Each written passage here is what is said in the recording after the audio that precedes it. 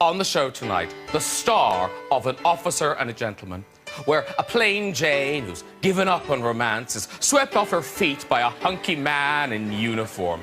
I mean, seriously, as if that could happen. Let's start the show!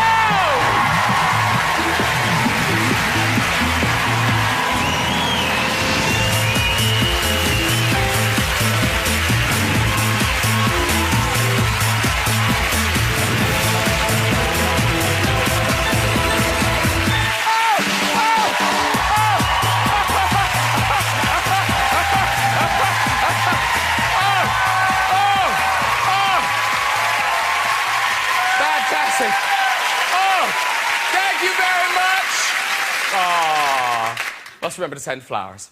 Now, welcome all. What an exciting couch tonight. Hollywood legend Richard Gere is on the show. I know.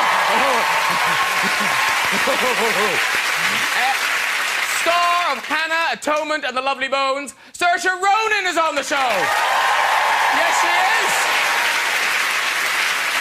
It's a welcome back for Con Air, and in the line of fire star, John Malkovich is here, ladies and gentlemen. That's not all. Later on, we're going to be having music from the fantastic Taylor Swift, everybody. I know. Over there. On this show. Oh. Hell lineup. French for what a lineup. So, absolutely thrilled to welcome Richard Gere back. Well, no, not back, just on the show. Famous, of course, for the iconic An Officer and a Gentleman. Oh, there he is. Oh, I tell you, a man in uniform. When is that not sexy? Huh?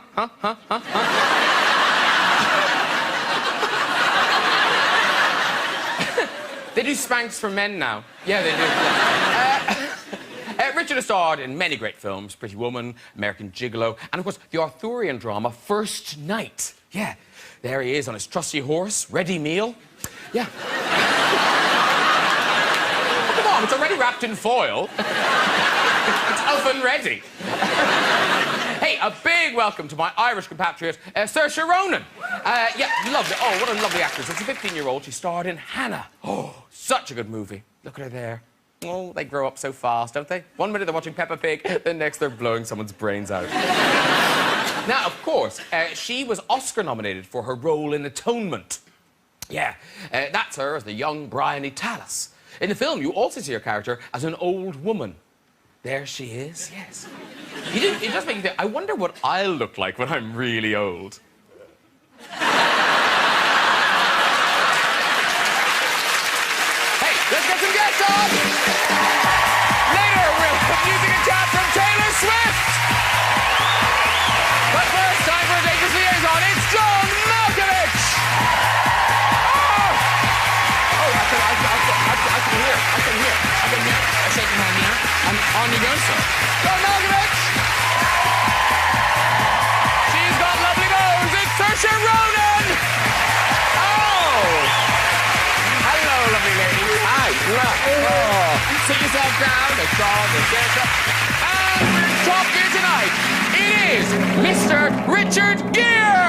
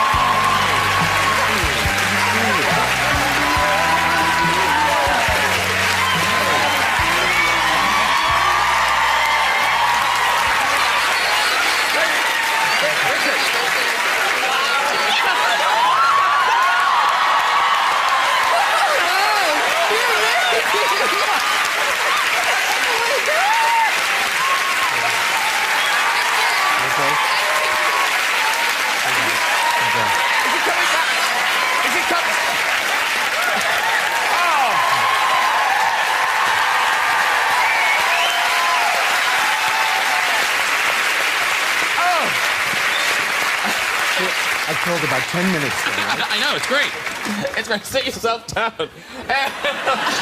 Oh, dear. Join me next week when my guests include... I'm gonna just 45 minutes of laughing at you. What a weird show. Actors don't like that, do they? No, they hate don't it. Want applause. You didn't get into the business for that. So, welcome all to the couch. Now, Saoirse Ronan, isn't it? Yeah. But that's how you say it. Because people do get it wrong a lot. Saoirse, yeah, like inertia. Inertia. It's the best way to... I have to introduce myself that way now. Saoirse like inertia. Because people don't get it, otherwise they butcher my name. But in Ireland, people say it different ways. So, like, isn't there a Saoirse? Yeah, I don't think I actually pronounce my name the correct way. I say Saoirse, but a lot of people in Ireland say, no, it's actually Saoirse. I think you're saying that wrong, so I don't know. I'm going to say Saoirse. John, are you hearing the subtle difference between Saoirse and Saoirse? I am. I'm just wondering what she says when they tell her she says her name wrong. Actually, not the only unusual name on the couch, because, Richard, your middle name is unexpected, I would have thought. Something's going to happen now, I know.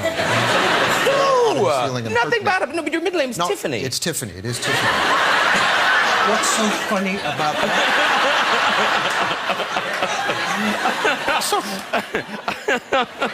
It's not the Tiffany's, by the way. No, but it comes through... This was my mother's side. That's her maiden name is Tiffany. And it came through Belgium somehow. Okay.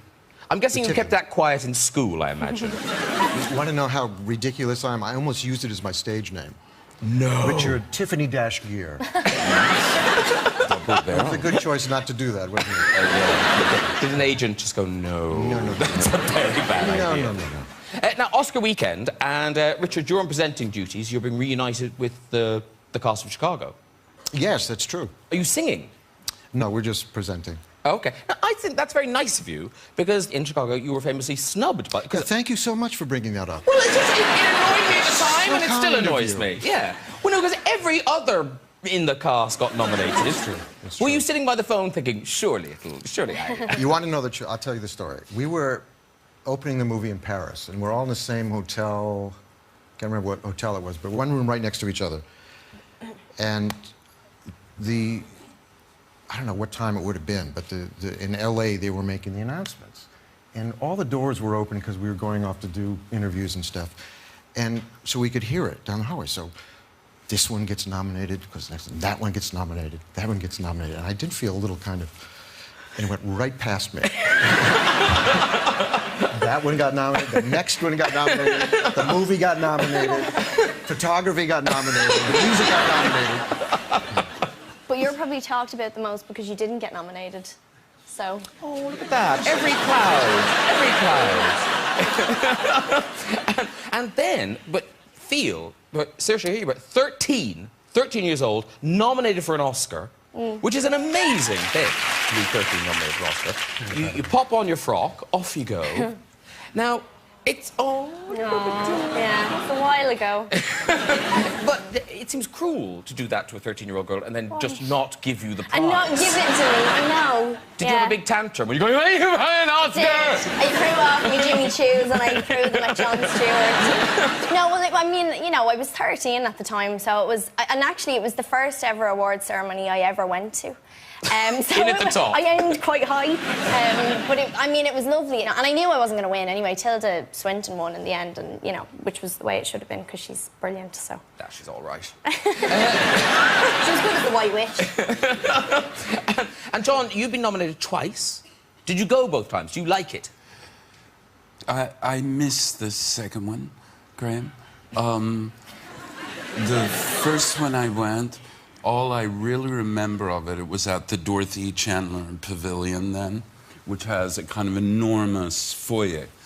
It was just about 8 or 10 people with massive kind of snow shovels following the elephants from Passage to India who were doing their thing in the foyer.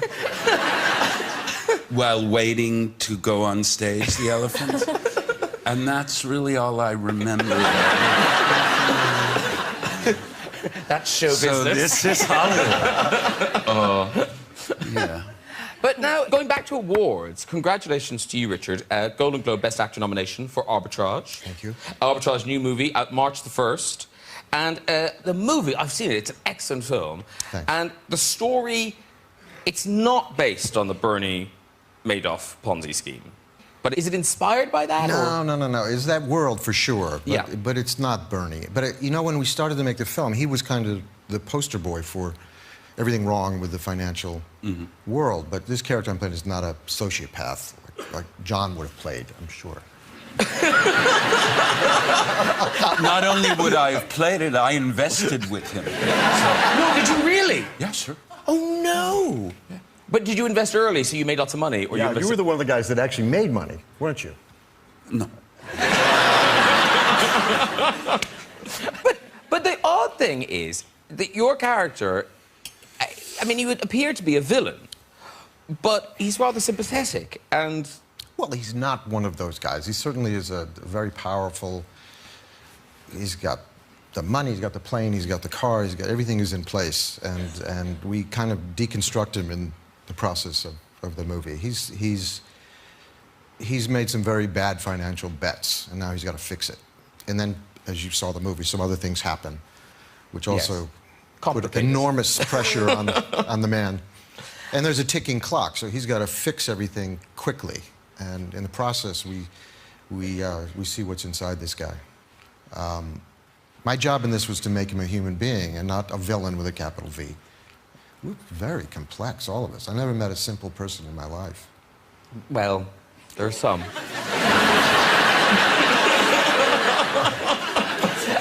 Right, we've got a clip, Richard. We've got a clip. This is a scene with you and your daughter. Ooh. You are so good in this film. It's such a good movie. Really, really Thanks. good.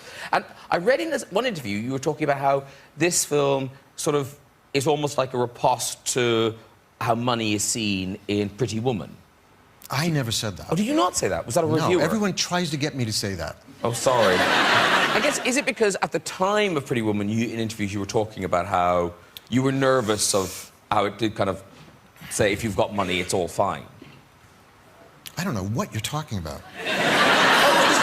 In reading old interviews, in preparing, yes, I prepare. Yeah. Talking about Pretty Woman at the time, I remember you saying that you were nervous of how it kind of basically said, if you've got the cash, it's kind of a panacea. No. Such a lie. I honestly don't know Can what I borrow you're a talking pen? about.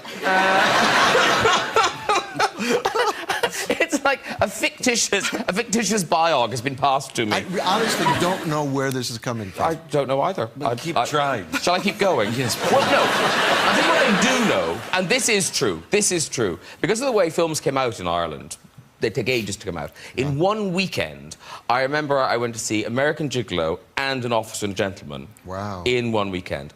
And honestly, at the end of it, I knew your body better than my own.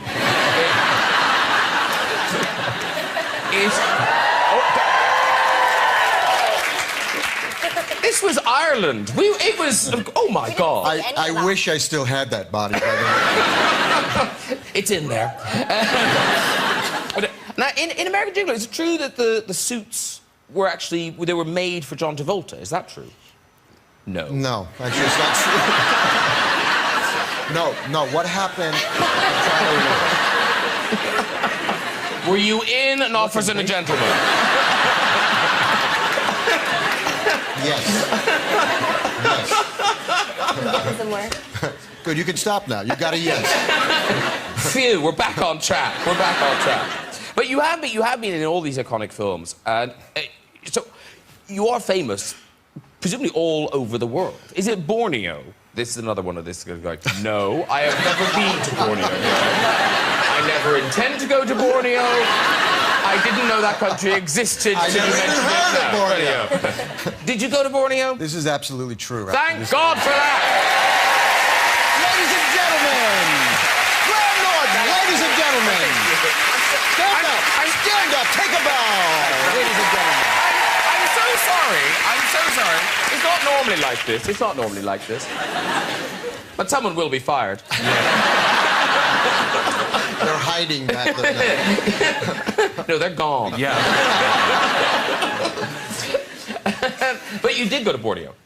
Well, I did. This is actually. Do you want the long story or the short? How much time do we have? Oh, all the time in the world. Well, we just cut through an awful lot of questions there, so we're nearing the end now. Should I go to the audience again? I Do that later. Do that later. All right. So I'm in Borneo, and I found a flight that got me to. I think it's called Samarinda. Was the capital of Indonesian Borneo, and I arranged with a missionary pilot to take me all the way into the center, way up in the jungle. And so we went up there, and it was just before the monsoon. Which, if monsoon, man, I could stretch this story out. I thought, man, this is like, I just remember this could go forever. This is a dinner story. Can we order dinner for everybody here? Because I haven't told this story fully in about 5 years. I'm willing to do it. Fire ahead. Let's go. Okay, pizza for everybody. Who's ordering? So we flew into this very short strip, and it was a one-prop plane. So it was me and my Brazilian girlfriend, and it literally slammed right down. We had 100 feet for this to happen, and it was one of the few pilots who could do it. Got off there. And it was along a river, and this tribe, I'm trying to remember the tribe. The Arwaks? Not the Arwaks. Anyway, it was a tribe that bones through here, bones with the flesh of the ears was hanging down with bones in it, naked, and markings all over, and the whole thing, a dugout canoe. And so the missionary pilot has to take off, so we're left there, get in the canoe, go upriver. We come to this longhouse. And it's all hand gestures and whatever. And we start to walk up to the longhouse, and the whole tribe comes out, and they start going, "Officer gentlemen! Officer gentlemen!" True story. It takes the shine off. When the pizza comes, I'll tell you how we got out of there. And John, it seems you kind of shunned the limelight, and I sort of get it, because was it you found a woman in your garden once? Is that right? Yeah. Yes, a very big woman.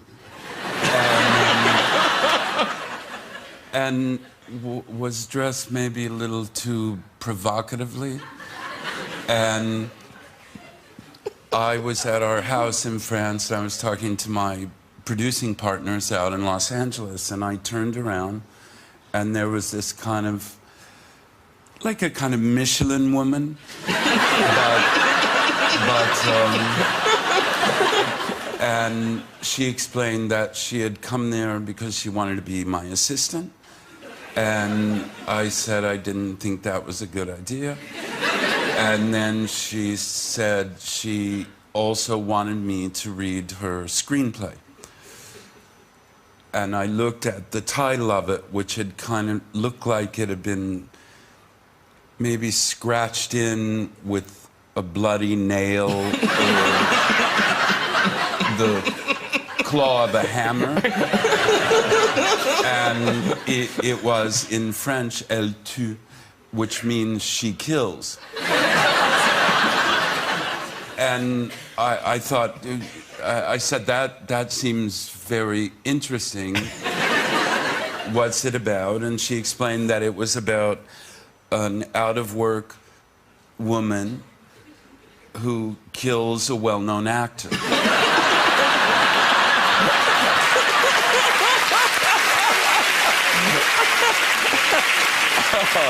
Now, Saoirse, here's the weird thing about Saoirse, is because every time we see you in a movie, you've grown up, so you look incredibly different every time we see you.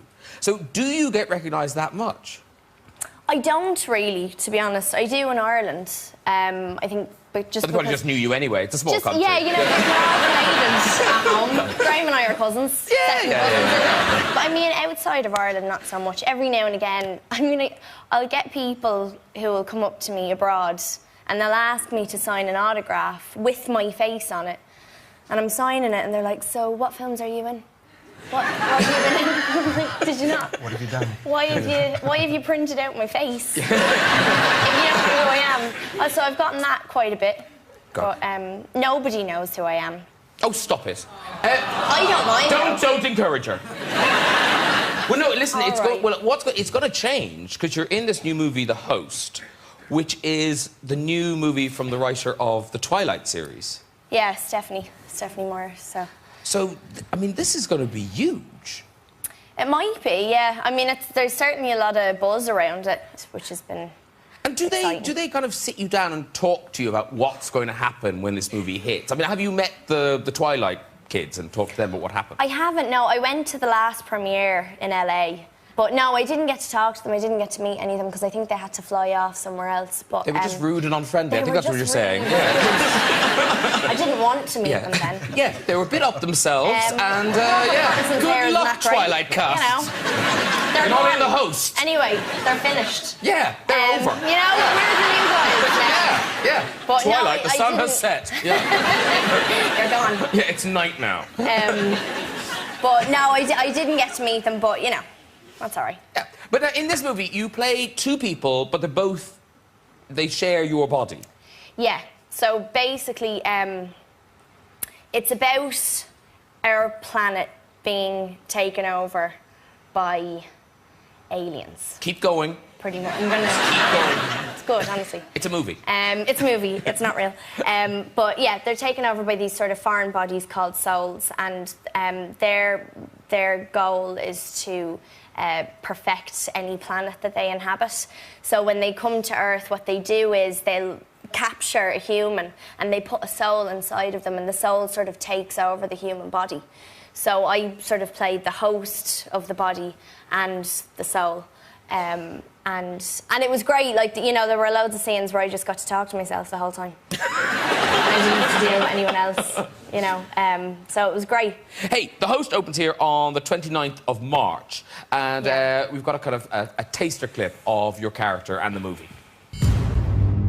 Barely a bone not broken or organ ruptured. This one wants to live. When we occupy this host, her memories will lead us to the resistance.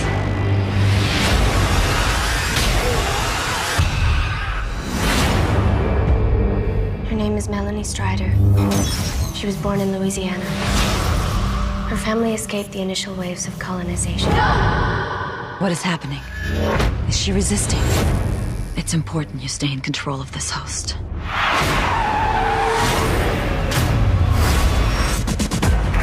Oh my God. The driving. Pretty intense. Very intense. Yeah, lots of chrome. And with the action sequences in this, are you action ready after all the training you did for Hannah? Yeah, I don't have that much action to do in The Host. Everyone thinks I do, but I don't.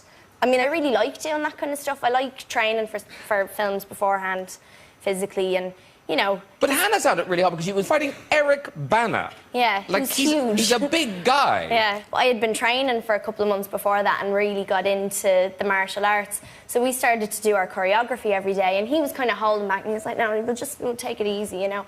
And I really went for it, and according to him, I was surprisingly strong. So I did actually punch him a few times in the face, which he was a bit shocked by. Yes. But yeah, it happened a few times, and I think I probably took advantage of it because I knew he was going to hold back, and I wasn't going to. Just instinct took over. Yeah, I knew. Oh, sorry. But he said you were very good at the punching. Yeah, apart from the times that I hit him in the face, yeah. Can you show us a fake punch? A fake punch. A fake punch. An air movie punch. Yes. What kind of a punch, though? Well, I don't know. Like if you punch my face. Yeah. Why am I even suggesting this? Here, yeah. If I stand with my back, if you do a... Shall I do like a cross or something? Do a cross. Okay, well, you need to kind of get into your stance, so... What are you doing? You look really scared. So just kind of... punched Eric Bana. Bend your knees a little bit. Okay. And... Are you ready? Yeah, I'm not doing anything. No, but you need to react to it, because you will get punched then. Okay, you ready? Yeah. Okay, 1, 2, 3. What are you doing? He's right my back then. Yes, I do. That's too old. Very good. Now, talking of action, and I'm hesitant to ask Richard a question because it's probably not true. It's not true, All I'll it's tell you all now. rubbish. But in Officer Gentleman, it looked like you did all that. Pick up Deborah Winger. Yeah, he picked up Deborah Winger. He definitely did that. all the press-ups, the sit-ups, all that. Did you really do all that? Well, John knows. You do it the first take, right? You do 100 push-ups the first take. Second one, you do 50. And then on the third or fourth take, you start at 90. And you go 90, 91. Fourth take, you call your agent. Yeah.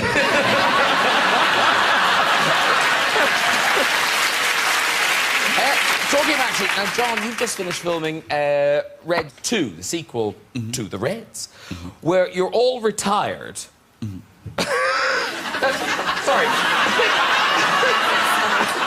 It does look like there was a fire and you had to grab just the first things. Yeah. Is that a plot point? Yeah. Oh, OK. Don't spoil it. But because you're all retired, does that kind of change the stunts or the action sequences that they write for you? Yeah, there's a limit to what a lot of us can achieve stunt-wise. Like, if we can walk to the car, we feel okay. We're like, yeah, we really nailed it. We still shoot well. Yes. And Mary Louise and I had a fantastic scene where there's a car chase and the car Mary Louise is driving keeps being hit and therefore spinning around in circles. And at the end of the sequence, we were able to vomit at the window in tandem. And for us, that's a stunt. That kind of classifies, you get hazard pay. That makes me want to see the film, just that one scene. I hope it'll be funny. Now, the thing is, on screen, you seem like a very intense actor, but actually you wear it quite lightly, I think. Was it Places of the Heart when you were playing a blind man and the director sort of expected you to do a lot of research? Yeah, they asked me to go really every day to the Lighthouse for the Blind in Dallas. And I went once and talked to a couple of people. But all the other days, I was looking for a used car, a Studebaker. And then when Robert Benton then said to me one day, you know, we're going to shoot the scene where this character I played, it was called Mr. Will, where Mr. Will reads Braille. And I said, okay. And then my then wife, who happened to be in the room, said, I bet he doesn't even know how to read Braille. And they said, but of course he knows. He's been going to the Lighthouse for the Blind every day. And my then wife said, I bet he hasn't even gone once. Or he maybe went once for 5 minutes. And then they said, I mean, that's not true, is it? And I said, yeah, it's absolutely true. And they said, but you were going every day. And I said, but not to the Lighthouse for the Blind. I was going to look for a used car. And then they said, but you do know how to read Braille, don't you? No, of course not. Well, what are we going to do? I don't know. Call someone who knows how to read Braille and then just tell me.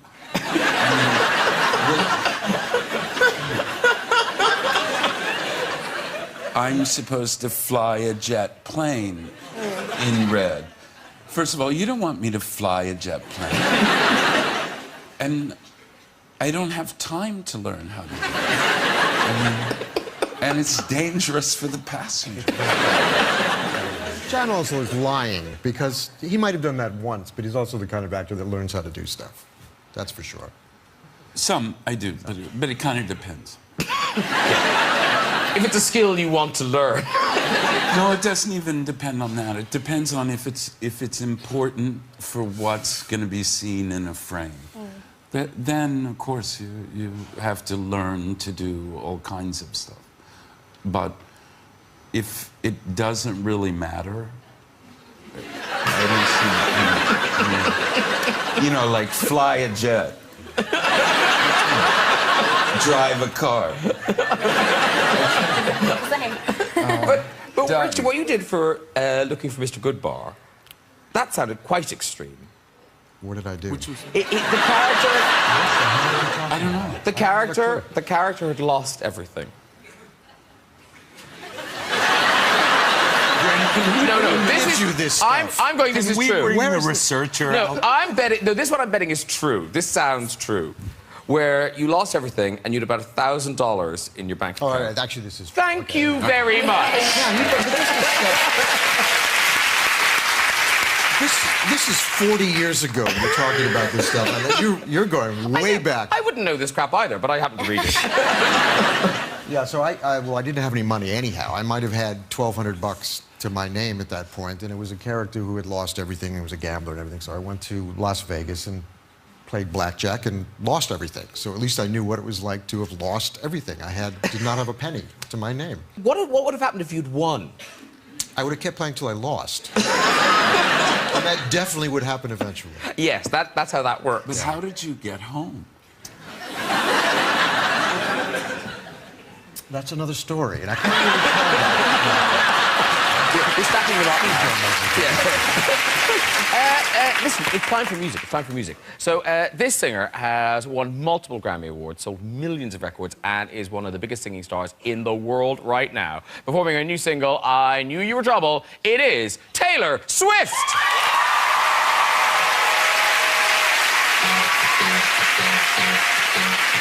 Once upon a time, a few mistakes ago, I was in your sights. You got me alone. You found me. You found me. You found me. I guess you didn't care, and I guess I like that. And when I fell hard, you took a step back. Without me, without me, without me. And as long when it's next to me, and I realize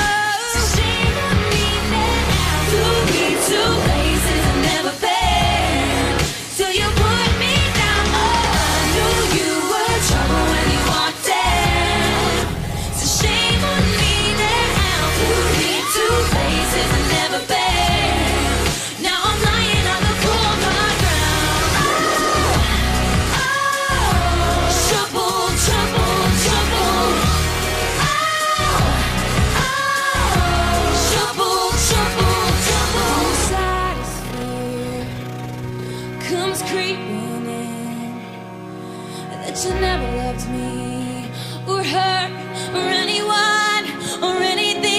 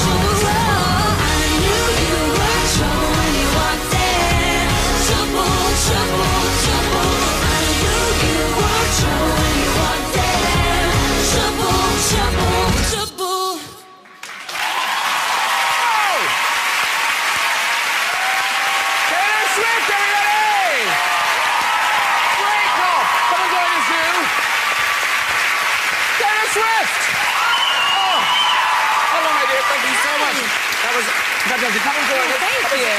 John. There you go. Hey, how are you? So nice to meet you. Saoirse I'm a Ronan. huge fan of yours. Richard, you know. Richard, you know, Buddy, of course. how are you doing? Richard's been up and dancing. He's laughing. Can you sit down again or no? No. No. Okay. No, never. No, you're right. No, Yeah. I'm fine. Taylor Swift, congratulations. That single's out now. Off the album, which is out now. Yeah. Which contains, with interest, 16 brand new songs, I noticed. Oh, it says on the sticker It on the says front right of it. there. I'm no fool. Congratulations to you on the Brits this week. Oh, yeah, that was fun. Yeah, great performance. Thank you. No, really, didn't you? We had Did you all watch? kinds You of guys watch it? Really good. She put on a show. She put on a show. Look, who's she? She's in that dress. Look at Do you that see? dress. Wow. We won't mention her dandruff. And and then in a coup de théâtre, that went into this. Tearaway. Yeah. Two outfits on top of each other. No, but that's quite hard to put the white outfit on top of the black outfit. It's hard. It's very hard. Snaps. Yes. And then just in a minute. And now, a bit like 13, she's off to the Oscar, she doesn't get her Oscar. But by the way, can I say that in Hannah, like, I literally wanted to learn how to fight after I saw that movie? I'll teach you if you want. Yes. Girl on girl action! Backstage. So good. Good, I'm glad you And you liked it. carried that whole movie. It was like just you and so much of the movie. Aw. It's fantastic. Thanks. Yeah. It's a bit of a love-in. Come and sit beside me. Because Taylor and Richard, you met at the Golden Globes. We Yeah. did. We actually sat next to each other. Oh, how It nice. was very nice. Yeah. She said, "Why are you here?" And it's just one of those times that you just...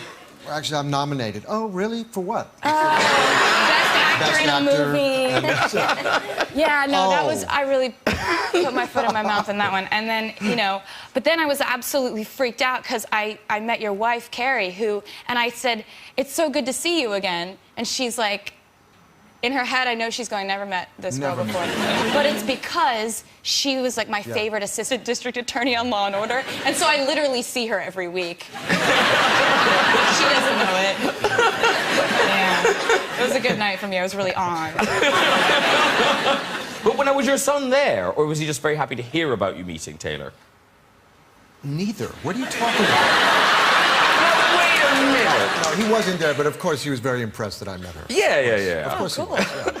Nice. Of course, everyone. You just people get around Richard Gere, they start making mistakes and like stuttering. They get I know. nervous. It happened No, to you. he just makes then, you do it me. though. He makes you. He looks at you doing like, "What are it. you talking about?" This is his Yeah. fault. Such a tough guy. Yeah. What are you talking about? Hey, thank you very much, Taylor, for coming to do that. It was fantastic. Just lovely. Thank you No, very seriously, much. we really appreciate it. But before we go tonight, well, let's have a visit to the big red chair. I know you're very I'm excited. so about- excited. Okay, who's up first? Hello. Hello. Hi. Now, I've got to ask you, are you a Judi Dench fan? Yeah, of course. No, is that seriously what that T-shirt means? No.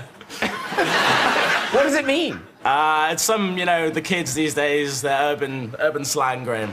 Okay. Does it mean anything? It's vacuous, it doesn't mean anything. I thought he'd sworn then, did you? What's your name, by the way? Harris. Harris. Yes. That's your first name? That is my first name. Okay. I think I'm just going to do that.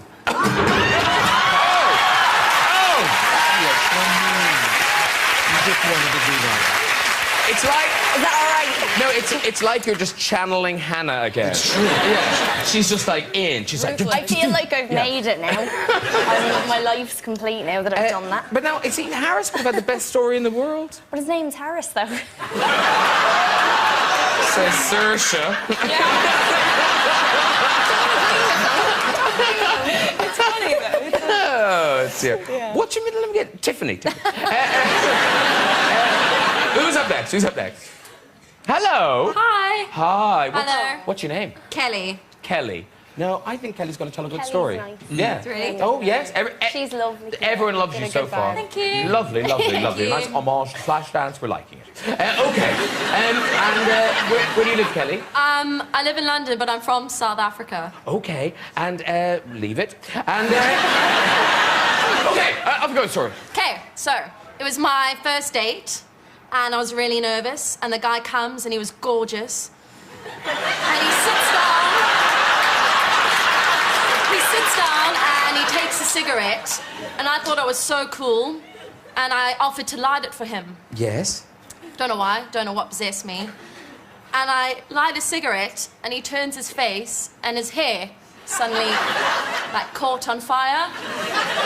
So I try to distract him, like, look, there's your mum, or whatever. And he looks, and I was trying to blow it out. Oh, my God. Then suddenly, he was wearing so much gel in his hair, it started to smell, and sparks were flying out of his hair.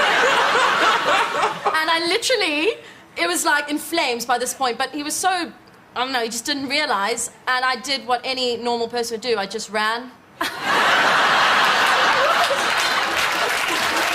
You ran away. Can she walk? Yeah. You can walk. You can walk, Kelly. Yeah, walk. There she goes. Very good. Okay. Well done, everybody. If you'd like to go to in the red chair, you can. Just contact us via our website at this very address. Thank you so much to my guests tonight. Taylor Swift, everybody. John Malkovich. Saoirse Ronan. And Mr. Richard Gere. Join me next week with singer Ollie Murs, star Family Guy and Black Swan, Mila Kunis, Hollywood heartthrob Jude Law and James Franco, and the legendary Dame Judi Dench. I'll see you then. Good night, everyone. Bye-bye.